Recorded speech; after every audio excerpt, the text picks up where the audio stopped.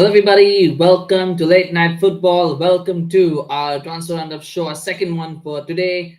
We did quite a few transfers in the morning, and those were like kind of the big stories. But there have been some developments in the afternoon, if you're living in Canada, of course. And so we're going to do another roundup show for today, just to kind of cover those top stories as well. So smash like on this video if you enjoyed this one at the end of it, of course, and do remember to subscribe to our channel on YouTube. Follow us, of course, on Facebook, Twitter, Instagram as well. We're getting close to 450 subscribers on YouTube, so definitely would appreciate your support. So please do sign up when you get a moment. But with that being said, let's get into it and share your comments, of course, in the chat box. But let me know what you think. Always love to hear your thoughts on anything that I'm talking about, anything that you might agree with, anything that you might disagree with. Always love to hear your comments and your thoughts, so please put that in as well. So so we can have a bit of a chat and of course look at a bit of conversation there. So the biggest story, of course, of the day, as it says in the thumbnail, is adios Kevin de Bruyne. Is he living or leaving Manchester City? There was talk there that apparently Kevin de Bruyne has agreed personal terms with Saudi club Al-Ittihad. There's been a lot of talk about Kevin de Bruyne going to Saudi Arabia, and now there was news coming out that he has agreed terms with Al-Ittihad. And he could be on the move as long as Manchester City and Al-Ittihad can agree a transfer fee. Manchester City reportedly will be interested in selling him because he only has 1 year left on his contract. So is that happening? Now, straight away, I'd say it's coming from the Daily Mail, and immediately you go, there's something here. There's something here that is probably not right because it's coming from the Daily Mail. And Fabrizio Romano has come out and said that it's not true. It is not true that De Bruyne has agreed terms with Al-Ittihad. Al-Ittihad are not focused on him at the moment because they've just completed the signing of Moussa Diaby, which we'll talk about in a moment.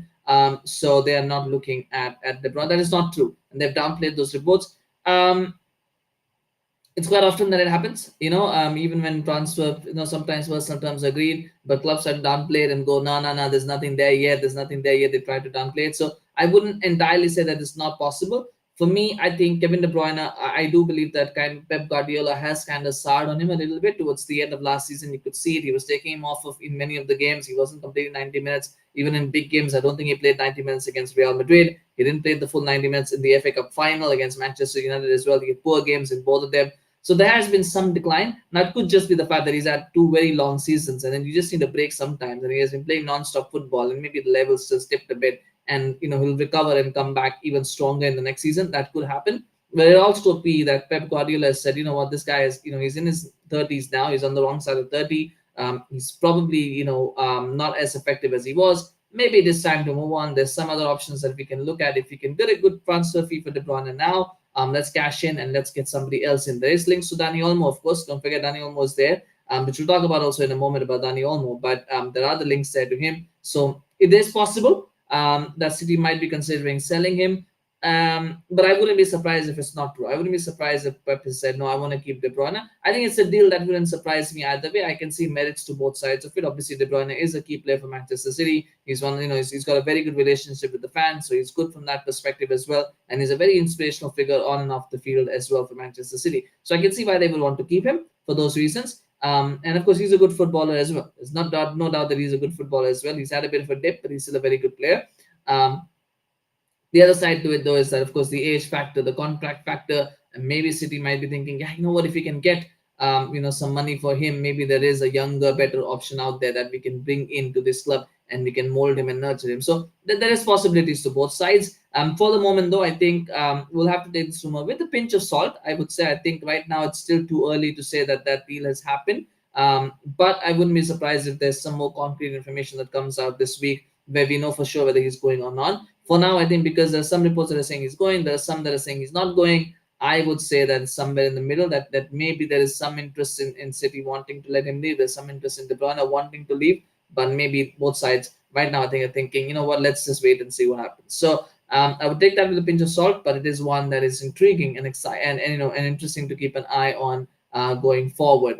It's a deal, as I said, that wouldn't surprise me. Speaking of Dani Olmo, Dani Olmo, of course, he's had a release clause with RB Leipzig, which was about 60 million euros, and that expires tonight. So now that release clause is done and over with, so no club can sign him for 60 million. They can, of course, sign him, but they have to pay more than 60 million euros if any club wants to sign Dani Olmo. Apparently, he is okay with that, so he's not been pushing for a move. He's happy to stay at Leipzig, if that is what the situation calls for. Leipzig have apparently said that if there is a club that is interested in signing Dani Olmo, they will not stand in his way. Like as long as they can negotiate a good transfer fee, they're more than happy to sell Dani Olmo. So both sides are a bit amicable about this. I'm surprised that no club has triggered that 60 million euro release clause, because I thought there is a deal there to be done. But I think what I believe has happened is the age profile. Dani Olmo is in his mid-20s now, and I think a lot of clubs are looking for the younger profile. They're looking for the 22, 23-year-olds.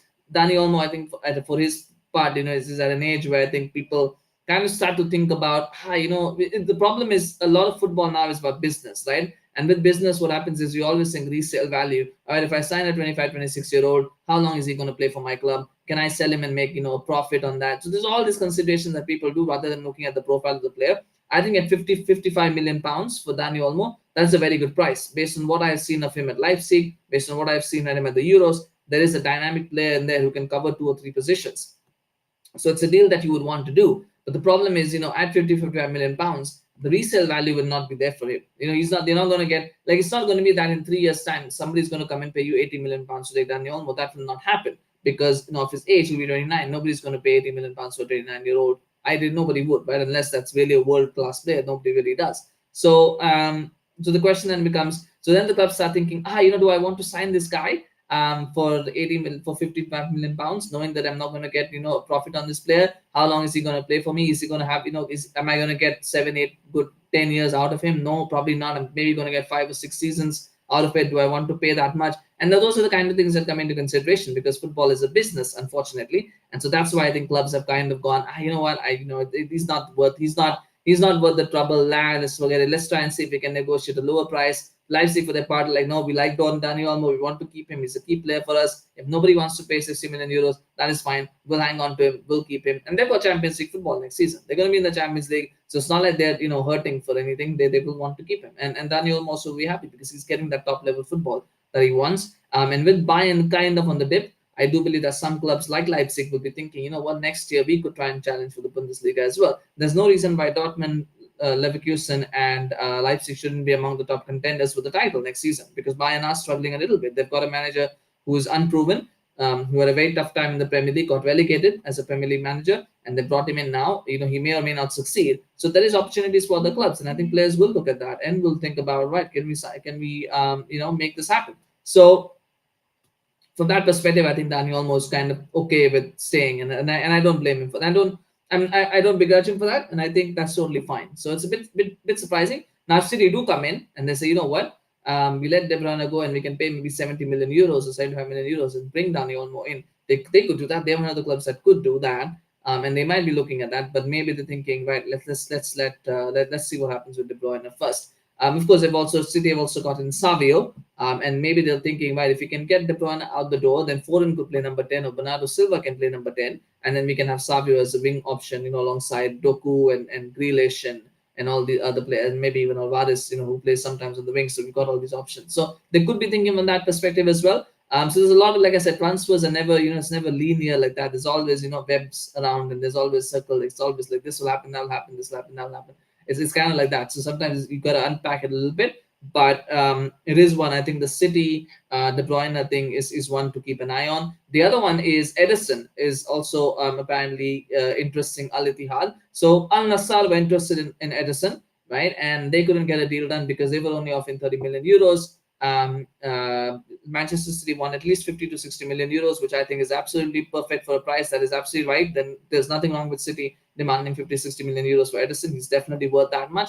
And so there's no deal that happened between Al Nassr. They instead went and signed Bento. Now Al-Ittihad is saying, well, we want to sign him as well. So they are agreeing. They are. The report I think said that they are. They have agreed personal terms with Ederson, or they are going to agree personal terms with Ederson. But the problem, of course, is agreeing a transfer fee with Manchester City, because Manchester City have stayed firm. They said we're not selling him for less than 50, 60 million euros. And again, same thing with Al-Ittihad. They're not willing to pay 50, 60 million euros at this moment in time. So they will try to negotiate and see if they can get a deal working. But what has also been said is that, well, that's true. Ederson does want to leave. He does want to go to Saudi Arabia. He agreed terms with Al Nassr. So it won't be a problem to agree terms with him. I doubt that it will be a problem to agree terms with him for Al-Ittihad. The problem is going to be agreeing terms with Manchester City. But I feel it's interesting to me because surely, if you're getting a goalkeeper the quality of Ederson, you would pay 50 million euros, wouldn't you? I mean, you look at someone like, and I always point out, it's Andre Onana. Andre Onana went for 50 million pounds ish.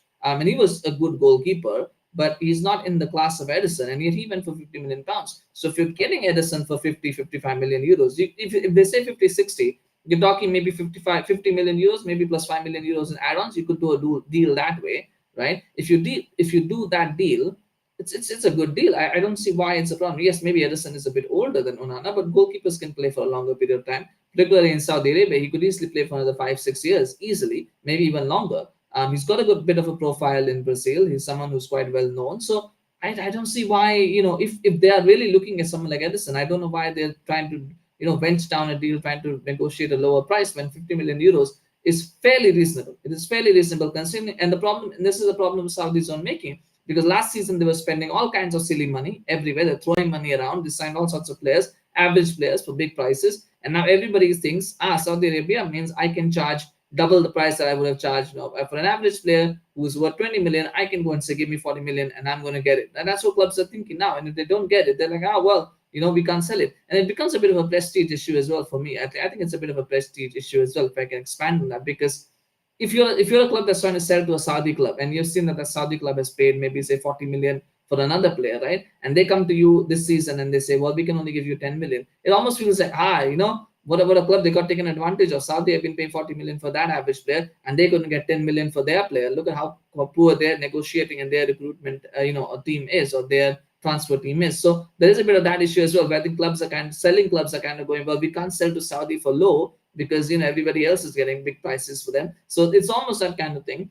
But in this case, I don't think that's the issue. I think in this case, Ederson at 50 million euros is a very, very reasonable valuation. Ederson at 60 million euros with add-ons is still a very, very reasonable valuation. I think Manchester City are absolutely right to ask that amount. And surely, Al-Ittihad, if they are that interested in Ederson, then they should be willing to pay that amount. Otherwise, I think they're just looking for a deal on the cheap, which it doesn't make sense. If you want a cheap goalkeeper, go for a young goalkeeper, someone who's unproven, like Al Nassr did with Bento. They got that in. That was perfect. Then Al-Ittihad shouldn't be looking at Ederson. If you're looking at a goalkeeper, the quality of Ederson, you've got to be willing to pay the price that it takes to sign in Ederson as well. I think that is a part that hasn't happened. That hasn't clicked for me anyway.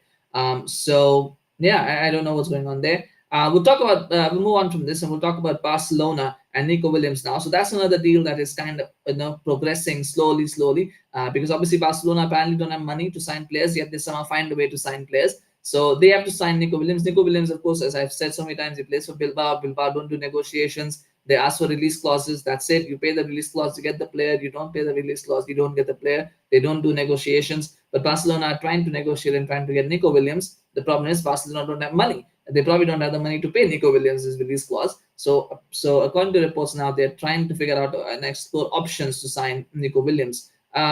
And I wonder what those options are. How many more livers and kidneys are they going to sell to try to get Nico Williams? Because that to me is the funny part. Whenever I hear about Barcelona, it's always they're trying to explore options to sign. What options are you going to look at? The only option that could work is maybe a payment plan where you stagger it across maybe 5, 10 years, whatever, to try to get Nico Williams. Will Athletic Bilbao go for that?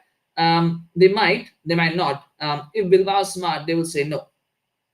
Bilbao will say no, because for me, I think Barcelona, they do this all the time. And then, what happens is then they try to get things done on payment plans, and then they negotiate the payment plans after they've already been done. Apparently, they still haven't paid Manchester City for Ferran Torres yet. They did that on a payment plan, and they still haven't completed the payments for Ferran Torres yet as well. So, it's payment plans upon, to pay off payment plans. That's how they go, Barcelona. So if I'm Bilbao, I'm saying no. You know what? No, we need clear-cut guarantees that they're going to pay, and probably you need to pay upfront, or at the very least, you're not going to pay this over 10 years or 5 years. No, we need this over 2 years or 3 years, and it needs to be done. Because then at least if you do it over 2 or 3 years, you get a bigger chunk, right? So for example, let's say if it's 50 million pounds, I'm just giving an example. I'm not sure what Nico Williams' release clause is, but let's say it's 50 million pounds, and you say you'll pay it over say 5 years. That's 10 million pound a year, right? That you're getting. And so maybe in year 2 or year 3, Barcelona say, well, we don't have money to pay you 10 million pounds. Can you defer it? Right now, you've only got 20 million and you're stuck with the 30 million that you have to wait. Whereas if you say, no, you pay 50 million over, say, 3 years, then, you get maybe 17-ish million pounds. So at least you've got 17 or 34. And then, you've only lost out on 17. Otherwise, you're 2 years, you're getting like 20 or 10, whatever. So I think that's what Bilbao, if they're smart, if they're going to do payment plans, which is totally fine. I think Barcelona They need to be told, look, we need only 2 or 3 years. We're not going to wait 5, 10 years for you to make these payments. So I hope that Bilbao is smart about it. I'm not sure. Well, Nico Williams has said he wants to go to Barcelona. I mean, if you're a Spanish player, why wouldn't you want to go to Barcelona unless you play for Real Madrid? You want to go to Barcelona, so that's totally understandable. But I don't know how desperate he is to go to Barcelona. Is he looking at that as, I need to go to Barcelona, I need to go right now? Or is he like, yeah, you know what, I would want to go, but I'm not so desperate? I can see why he wants to go, because his stock value is really high at the moment. And you don't know what happens in a year, right? In a year's time, maybe Nico Williams gets a career-threatening injury, or he has a really bad season. Something happens, and then you don't get the moves that you want. So I get that players are impatient and they want to move when they can, but I think at the same time the economic side that Bilbao have to look at is important as well. And I think from Barcelona's point of view, the moment I hear the word exploring options, levers, kidneys, these kind of things, they come into my mind, and then I start wondering, well, what are the consequences, right? Barcelona, they go out and spend all this money. And by the way, Nico Williams' release clause will be higher than 50 million. I just put 50 million example. I'm pretty sure it's higher than 50 million. So if you're going to put these kind of things in place, what's the point? Right? What's the point of having FFP or all the financial regulations in place if Barcelona can then just go and break them every summer and go and sign big names and big players while claiming they have no money? So that's where that is. But it's intriguing. Let's see what they come up with. Let's see what the options are that they come up with. Because that's always the funny part of the transfer window, is try to see how Barcelona squint around, trying to find all the money that they can, all the cash that they can to sign players. It's always exciting and interesting to me to see what things they come up with just to be able to sign players and just to be able to get through each year in terms of their financial difficulties. So keep an eye on that one, of course. I still feel that deal will happen. I still think it will happen because Barcelona always find a way to make it happen. I just wish that it would happen on Bilbao's terms and not Barcelona's terms. That's all I ask for. But I see that deal happening. It's just a question of how it will happen. But we'll see about that. And a few other bits and bobs, of course. Shea Adams has completed his move to Torino. That has happened as well. Shea Adams, of course, used to play at Southampton, if you remember. Not one that's going to be remembered by a lot of people, but yeah, it's a good deal for him to go abroad and play. Of course, he's a Welsh international striker. Did okay at Southampton without ever being spectacular. So I think Torino is probably about his level as well. Mid-table England club to mid-table Italian club, I think makes sense. Moussa Diaby has completed his move to Al-Ittihad, 55 million euros that has been paid plus add-ons. I'm surprised Villa sold him because Villa needs squad depth. Going into this Champions League season, they need squad depth. They've struggled for that last season. So I thought they would have kept Diaby considering how important he was, but they've let him go. Probably the price tag was, a good one. They did sign up Amadou Onana for 50 million pounds. So they probably felt they need to make that money somewhere. So Diaby going is going to help them in that way. We'll see who they bring in. There were a few names that were discussed and branded about, but no concrete information yet on who might come in. But we'll see who will assign to replace him. And that will be the one to keep an eye on. But for Diaby, well done to him to get a move. I'm surprised he wanted to move as well because he's going to play Champions League football this season with Villa. So you would have thought that maybe players would want to stay at least this season at Villa because of the fact that they have Champions League football, and that's a big draw. Unless you're going from Aston Villa to say a Manchester City or Real Madrid or Barcelona or something like that. Like Douglas Luiz went to Juventus, and that's totally fine because he's going to play Champions League football there. But it's surprising to me that Diaby, being a key player, decides to go to Saudi Arabia the moment Aston Villa have Champions League football. So it is there, but again, he's going to earn a lot of money. Obviously, from this deal, his wages are going to increase, so, and that is important as well for certain players, and I get that. So it makes sense that maybe he's thinking from that perspective. But yeah, it is one that is a little bit surprising that has happened, but the fee is really good. From Aston Villa's point of view, the fee is really good. From the player's point of view, I'm sure he's going to make a lot of money as well. So Diaby, congratulations to him from that perspective, and let's hope he does well at Saudi Arabia as well. And finally, Antony's agent has said that he will stay at Manchester United. He said that they've spoken to the manager, they've spoken to the club, they have no intention of leaving. They're going to stay at Manchester United, which could be interpreted in two ways. The one thing that I would say is that there's no club interested in him. Which sounds about which sounds about right to me. I think Antony. I mean, Eric Ten Hag did talk about this and said Antony still thinks he's a good player and there is a player there.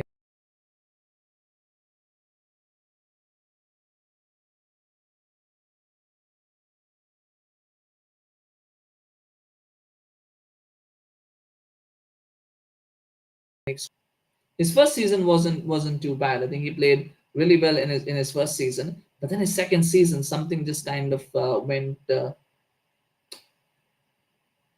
Okay, okay. I think I'm back. Yes, yeah. Sorry about that. I think I lost my connection there. My apologies for that. But I was talking about Antony and Antony's agent mentioning that he could be that he's going to stay. And for me, I think Antony, as I said, the issue there. Eric Ten Hag said he's a good player, right? And he said he scored 3 goals in his first 3 games, and that's really really good. But the fact of the matter is that he's had a tough second season. He's had a very tough second season. He hasn't really improved. I thought he played okay against. He got a bit lucky against Liverpool. Actually, put in a good performance there, but then again, kind of went away. Towards the end of the season, he was pretty much on the bench as well. Ahmad is now ahead of him on the right wing. You got Garnacho who plays on the right wing to accommodate Rashford as well, and you got Sancho also who can play on the right wing. So essentially, when it comes out to right wingers, depending on who plays on the left, he's first, second, third. He's definitely not even. He's not even second. He's not even number 3 on the wingers list. He's number 4, number 5, depending on if Sancho stays, what happens. So for me, there is a big problem there for Antony. I don't think he'll play a lot of games this coming season. Or at least he shouldn't, depending on injuries. He shouldn't be playing a lot of games. And the problem for him is that just as his general play is just not suited to playing for Manchester United. He's not particularly fast. He's not particularly creative either. He's got a very good left. He's got a very good. He's got a very left foot. He's got a very good left foot, but he's so one-footed. He doesn't. He's tried to improve that right foot a little bit of his, but it's still so far away from where it needs to be. So it's always about he's so predictable because of that. He's too one-footed. And the big and it's okay to be one-footed, but the other problem is every time he cuts on his left foot and he's trying to take a shot, he very rarely tries to pass it. He very rarely tries to look for crosses. It's always shot, and that makes you predictable as a player. I mean, you see how Ahmad played against Rangers, where he's also left-footed, but he was trying to make passes. He wasn't always just trying to run past the player and try to score. He actually should have had 2 assists as well because he put 2 very good passes for strikers. So you need that bit of dynamism. I think Antony just doesn't have that dynamism in his game to be a long-term success for any big club. And I think that it's not his fault that they paid 80 million pounds for him, but that's just the reality. He's just not that good. So maybe he has a future as a left back for Manchester United, maybe a left wing back. I think his best position probably is as a left wing back. But he can do a bit of defending, do a bit of attacking without really being expected to do a lot of either, to be really, really good at either. But United don't play with wing backs. So from that perspective, I just don't see how he fits in. So for me, I think the agent talk probably from this perspective just means that no club is interested in him.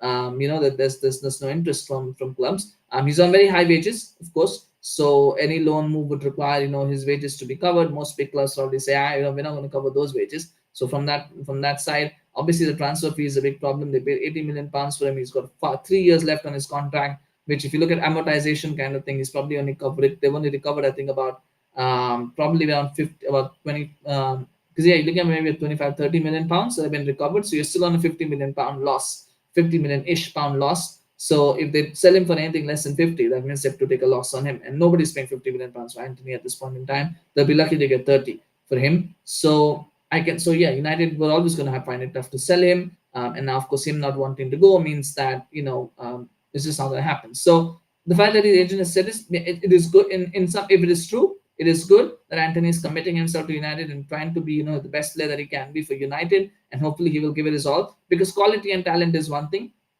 But if you've got a player who's giving 100%, that always does count for something. So I appreciate that. But if it's just, agent trying to mask the fact that, there's nobody interested in him and nobody wanted to sign him, so he's going to stay at Manchester United, then, that's another, or nobody was willing to pay his salary, so he doesn't want to go, then that's another matter. And I feel it's somewhere in the middle. I think Antony wants to leave Manchester United because he wants to play regularly and he knows he's not going to be first choice at Manchester United anymore. So he's thinking from that perspective, because he would have watched that Ahmad performance and he would have realized, dude, I've got so much to do to get to that level. Like, I'm not at that level. I need to get there. So he would have seen that and he would have realized that. But at the same point, I think Antony has also realized, well, nobody's going to buy me. Nobody's going to, purchase me. So I need to I need to do well at Manchester United. I need to work hard here. I need to do well here so that even if United don't, make me first choice, at least I can do enough to convince another club to buy me. So that's where I think that is at. But it is one to look at. And it's another reason why I thought Joshua Zirkzee became a bit of an unnecessary first signing, because I think they could have signed Zirkzee later in the window. They really didn't need to spend money on him at this point because there's so many forwards that they need to fit in. It